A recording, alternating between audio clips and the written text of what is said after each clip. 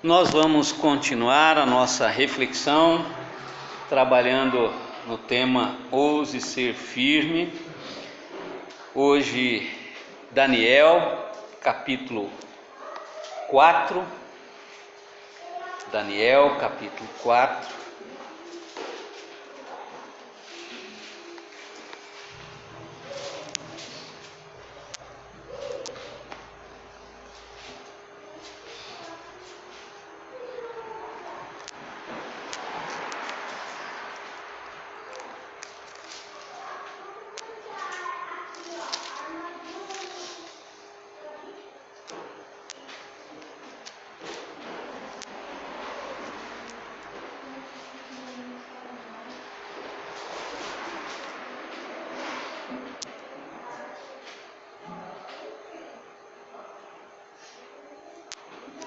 Daniel, capítulo 4.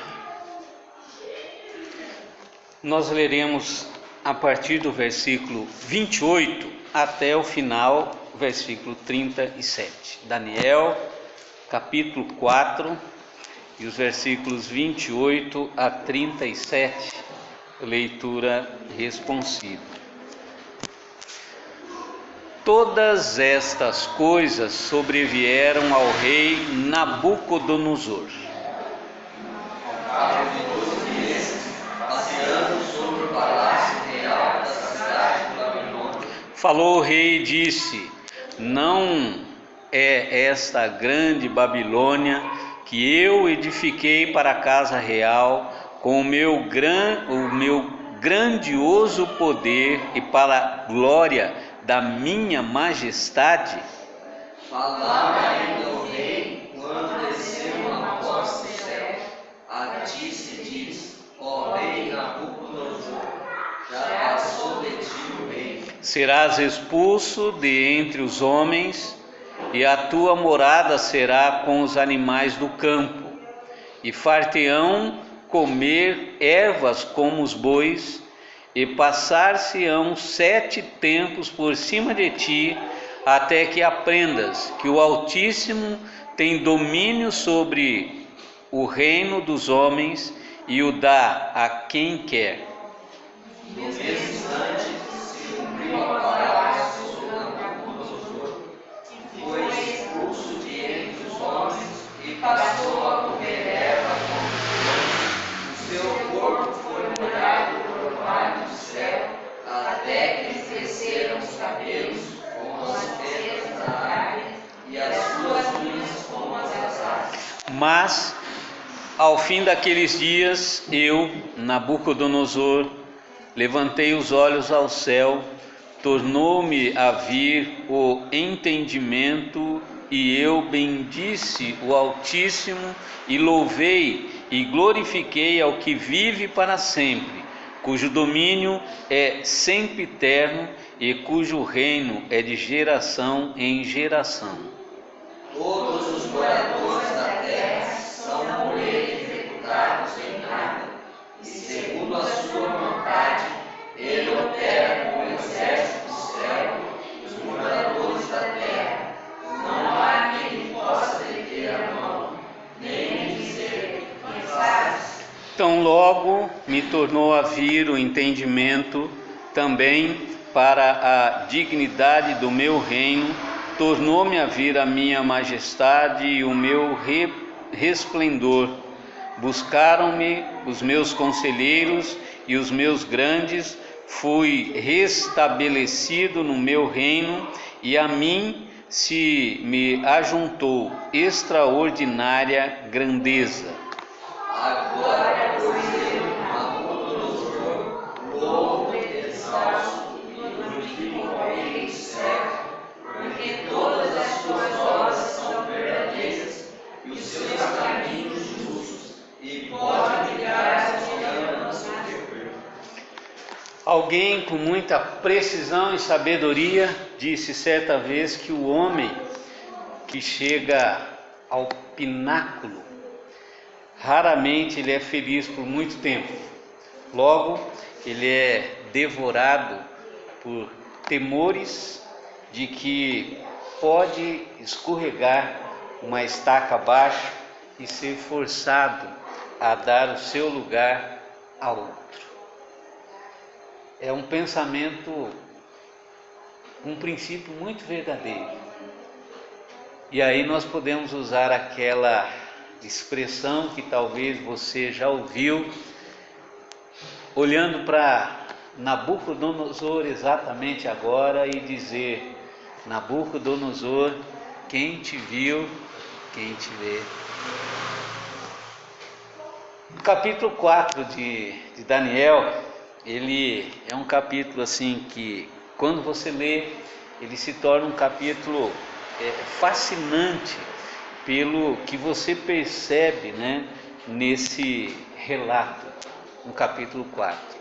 Algo que tem a tendência de mexer com a sua imaginação e forçar você a pensar em algumas coisas muito interessantes aqui no capítulo 4. Eu gostaria de considerar com você hoje duas lições que eu vejo assim importantes, dentre muitas aqui no capítulo 4, mas hoje duas lições que eu acho assim muito oportunas para nós aqui nessa noite. Primeira lição eu consigo perceber essa lição no versículo de número 31 do texto que nós lemos. Olha o que diz o versículo 31. Falava ainda o rei, quando desceu uma voz do céu: a ti se diz, ó rei Nabucodonosor, já passou de ti o reino. Primeira lição que eu entendo muito preciosa aqui nesse texto, ela se torna uma pergunta. Uma pergunta que pode atingir muitos aqui nesta noite. Qual é essa pergunta e essa primeira lição? Você está suficientemente humilhado? Você está suficientemente humilhado? Mais uma vez, Deus dá a esse rei um sonho, um sonho terrível. E considerando a experiência que esse rei já havia tido numa outra ocasião, você vai perceber que essa experiência anterior vai levar esse rei a ter uma atitude. E aqui nós já pensamos que errar é humano, mas persistir no erro é um fracasso. É o que nós vamos perceber na atitude desse rei.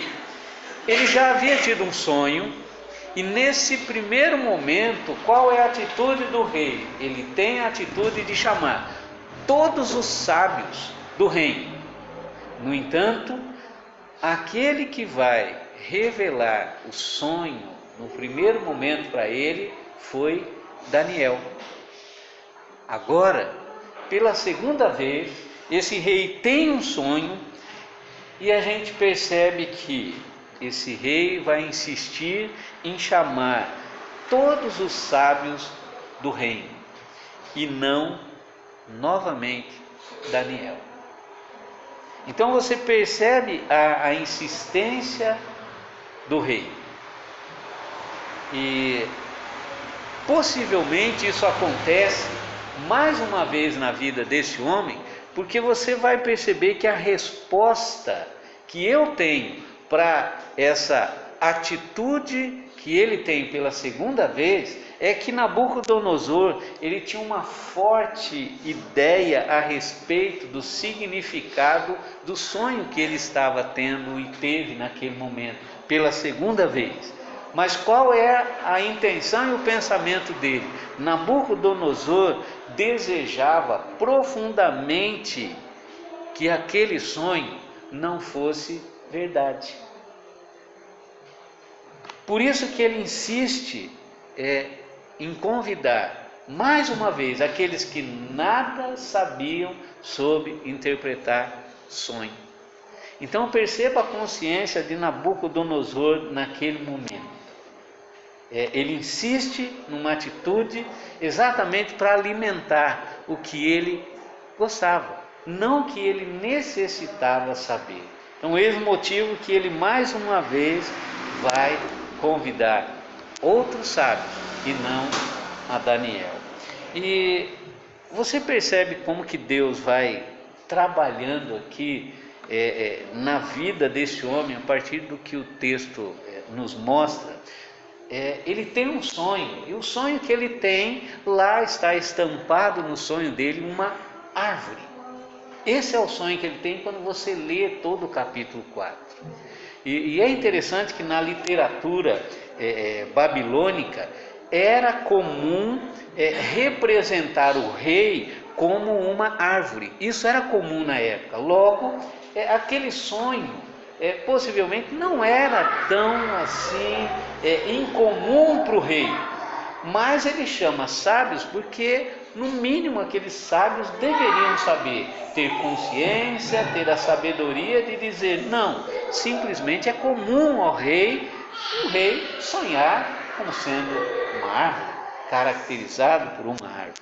E foi assim justamente que esse sonho vai gerar mais uma vez um outro incômodo naquele homem. Então, como que será que Deus exatamente tem assim trabalhado na minha e na sua vida? Que tipo de pensamento eu e você tem quando nós nos deparamos aqui com esse texto do capítulo 4? A palavra de Deus relatando aqui esse sonho de Nabucodonosor, isso me leva a imaginar, como será que Deus tem trabalhado na minha vida, na sua vida? Será que eu e você estamos suficientemente humilhados? O momento da humilhação desse grande rei, naquele momento histórico, foi exatamente no momento da sua manifestação maior de orgulho. Qual é o momento que Nabucodonosor vai começar a compreender isso, ou vai ser levado a compreender isso? Exatamente naquele momento onde o versículo 30 relata o que? Ele sai ali no terraço do palácio, ele olha e ele começa a vislumbrar que tudo aquilo que ele estava vislumbrando, eu, Nabucodonosor, tão somente eu, que construí e adquiri tudo isso. Então até aquele momento você percebe que o orgulho era a manifestação daquele rei. E é exatamente nesse momento que Deus achou por bem trabalhar na mente e no coração daquele homem. Mas ainda um detalhe é que você percebe que o texto relata, já havia passado 12 meses do tempo em que Daniel havia conversado e revelado o sonho para o rei. Isso significa que, com muita certeza, aquele homem, quando ele vislumbra tudo aquilo que ele diz, isso é meu, foi eu que construí, ele tinha em mente, olha, profecia vai se cumprir? De forma nenhuma. Já se passaram 12 meses. E é muito interessante essa expressão aqui no texto, porque o propósito de Deus, eu e você devemos saber que a palavra que Deus declara, ela vai se cumprir independentemente do calendário humano. Talvez exatamente aqui agora, eu e você, olha, quanta coisa eu já ouvi que vai acontecer, quanta coisa Deus ainda vai fazer, mas já se passaram tantos anos. Meu pai falava Meu pai já foi, minha mãe falava, já foi. Será que Deus vai cumprir? E é exatamente nesse momento aqui que Deus vai trabalhar de tal forma a mente e o coração desse rei, para ele ser conduzido do orgulho à humilhação. E essa pergunta deve insistir na minha mente, no seu coração: será que eu e você estamos suficientemente humilhados? É exatamente esse momento. O que vai acontecer com o rei Nabucodonosor? Nós lemos juntos, e eu sei que numa primeira leitura, às vezes nós não percebemos exatamente o que acontece com esse homem. Deus vai tirar o entendimento dele, e não esqueça, é um fato, não é lenda. Deus vai tirar o entendimento dele, o cabelo dele vai começar a crescer, até aí tranquilo, né? As unhas também vão começar a crescer, até aí tranquilo, né? Mas eu não sei se você percebe alguns outros aspectos que vai acontecer. Ele começa a comer ervas, e o texto diz como bois. E além disso, Deus tira dele o entendimento. A ciência, estudando esse caso aqui, Nabucodonosor, dizem que ele foi acometido por uma doença conhecida como licantropia. Já ouviu falar nessa doença? Licantropia. Já ouviu falar nisso? Não? Então amanhã chega lá: gente, alguém está com licantropia? Você vê alguém comendo capim? Licantropia, tá? É uma doença onde a pessoa acredita ser um animal, enquanto ao mesmo tempo ela preserva suficiente consciência interior para lembrar-se do que realmente é. Então ela tem atitude, ela é forçada a ter aquilo, ela faz aquilo, mas conscientemente ela sabe que está fazendo aquilo.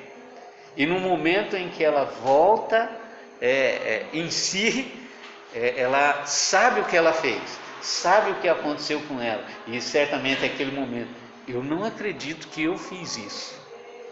Então, licantropia é uma doença muito séria, tá? E eu estava pensando, longe de mim qualquer pensamento de questionar Deus, mas assim, não é um meio muito comum de levar alguém à conversão. Você já parou para pensar nisso? A forma com que Deus se utilizou e usou para levar um homem do orgulho à humildade, para ele reconhecer quem é Deus. Talvez essa história contada para alguém, a pessoa pode não acreditar, mas se você tem muita amizade com algum amigo, que você tem orado por ele, pela conversão dele, eu não sei se seria uma boa história para você falar, né? Você chegar nele: olha, companheiro, ou você se rende ao senhorio de Cristo, ou você vai ser acometido de licantropia. E deixa ele pesquisar, né? A hora que ele descobrir que há uma forte tendência de ele começar a comer capim, né?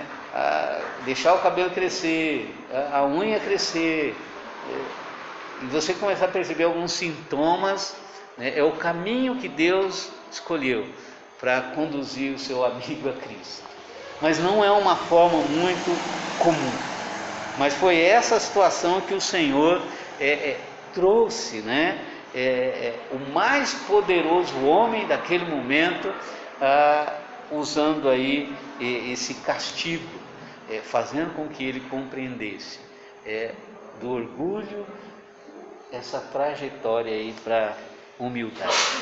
Então a gente percebe que daqui para frente a gente nunca mais vai ver aquele homem agindo da forma com que ele agia até aquele momento. Isso deve despertar a nossa atenção. Por quê? Porque primeiro que nós não sabemos como que Deus reagirá à constante rejeição de pessoas. E às vezes a gente está pensando nesse tipo de doença que Nabucodonosor foi cometido. No entanto, Deus se utiliza de meios que nós não sabemos. Mas a grande verdade nós não podemos questionar Deus.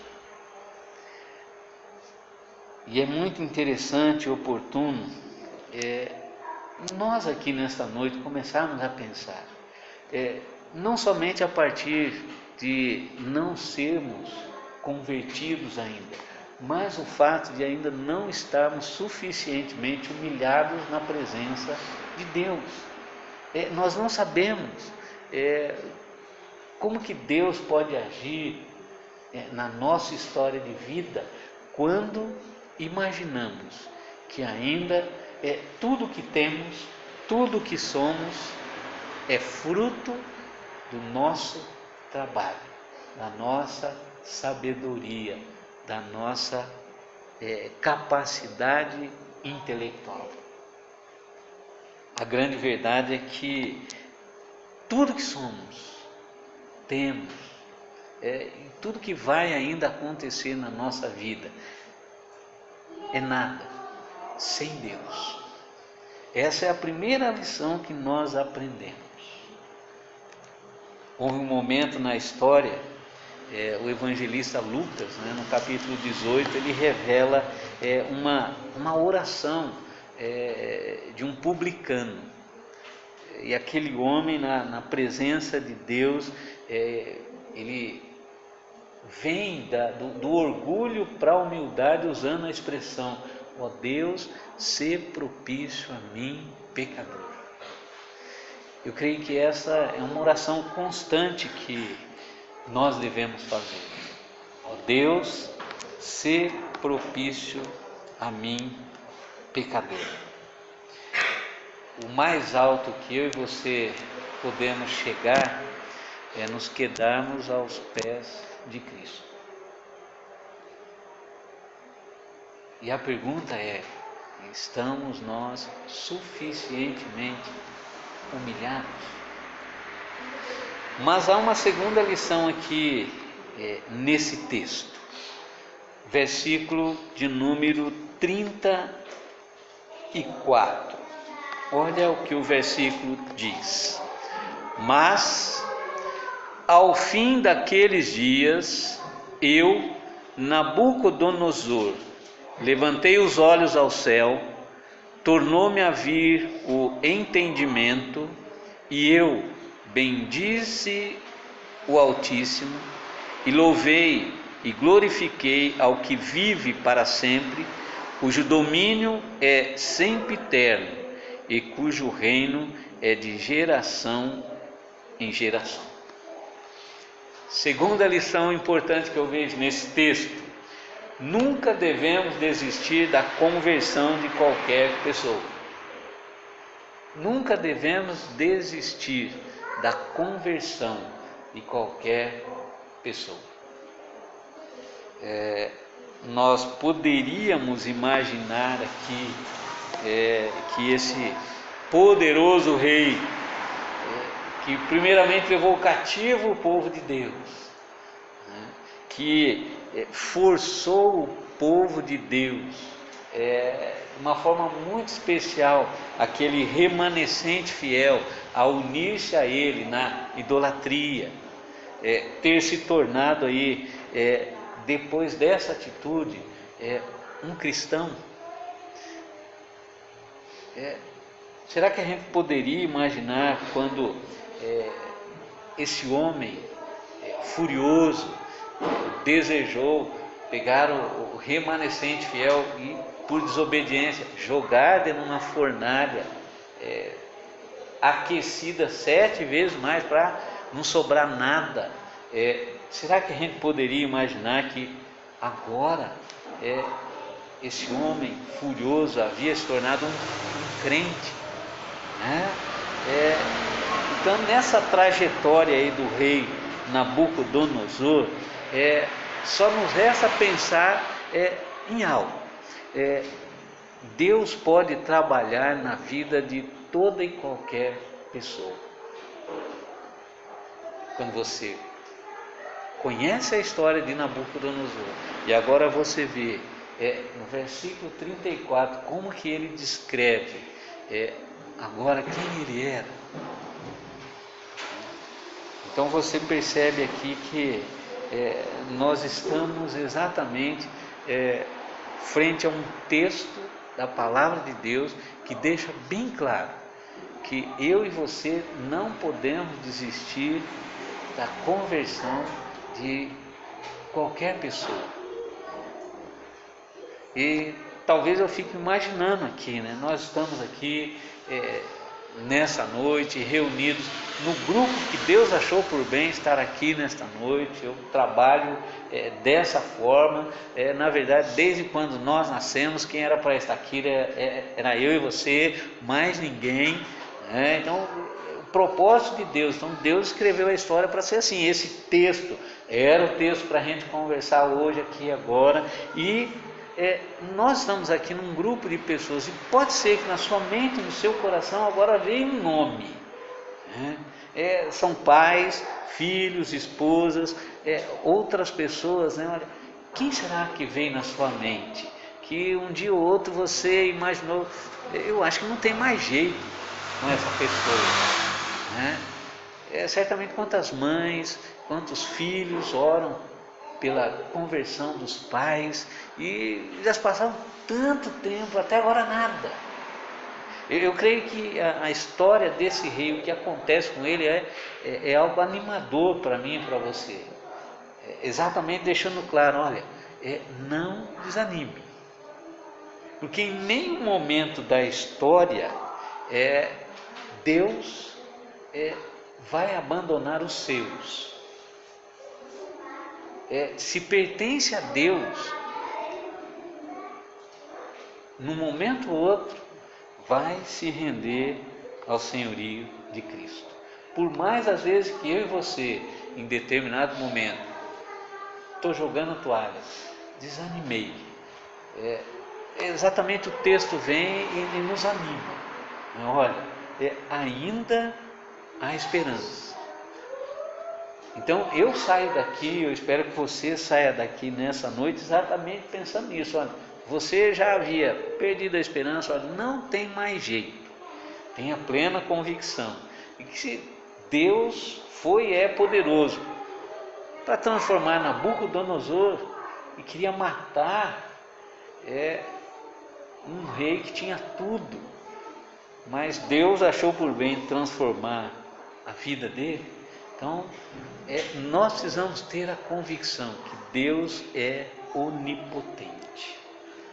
A mim e a você cabe orar, entregar a vida dessa pessoa e falar, e sabendo que Deus é poderoso, e a lição é: não desanime, que Deus é poderoso para transformar aquela pessoa que talvez eu e você imaginamos não tem jeito.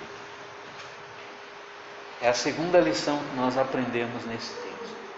Assim, é muito importante nós sairmos daqui hoje sabendo, primeiro, eu e vocês estamos suficientemente humilhados. Então é algo que deve nos incomodar e nos levar a uma conversa um pouco mais séria com Deus. É muito melhor a gente conversar com Deus do que esperar Ele agir, talvez não semelhante ao que Ele agiu nesse momento com Nabucodonosor. Mas às vezes Deus, verificando que eu e você não estamos ainda suficientemente humilhados, Ele pode agir de formas diferentes para nos trazer do orgulho à humildade. E a segunda lição: não desanime. Se você tem orado por alguém ou por pessoas e que você chegou no seu limite, imaginando que essa pessoa não tem mais jeito, saia daqui nesta noite convicto de que, se Deus transformou a vida de Nabucodonosor, Deus, Ele é poderoso o suficiente para transformar também a vida de qualquer pessoa que se pertence a Ele. Pense nisso, curve a sua cabeça, nós vamos orar. Senhor Deus e Pai, nós primeiramente agradecemos, porque depois de ouvirmos a Tua palavra, longe de nós questionarmos Deus, e mais ainda, longe de nós agirmos com orgulho, imaginando que tudo que somos, temos, fazemos para a nossa própria honra. Que o Senhor trabalhe de tal forma a nossa mente, o nosso coração, para compreendermos que nós não somos nada sem o Senhor. Tudo o que fazemos, somos, temos, para a honra e glória do Deus que nos permitiu tudo isso.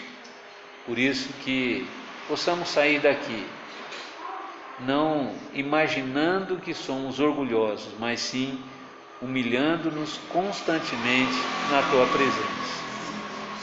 E se nós tínhamos ainda alguma dúvida de que Deus é capaz, é soberano, de transformar toda e qualquer pessoa que já pertence a Ele, e que se porventura em um momento ou outro nós já desanimamos, que o Senhor possa nos reavivar a partir da Tua palavra, da história desse homem, sabendo que se Deus transformou a vida de um homem cruel, o Senhor é capaz de transformar a vida de pessoas que nós imaginamos que não tinham mais jeito. E que isso possa acontecer para a Tua honra e para a Tua glória. E confirmando assim a Tua palavra em nossas vidas e na vidas de muitas outras pessoas. Assim nós oramos. Nós oramos porque compreendemos que o Senhor é e será o mesmo, hoje e eternamente. E nós oramos no nome de Jesus, aquele que vive, reina e voltará para buscar os seus. Oramos gratos e oramos no nome de Jesus.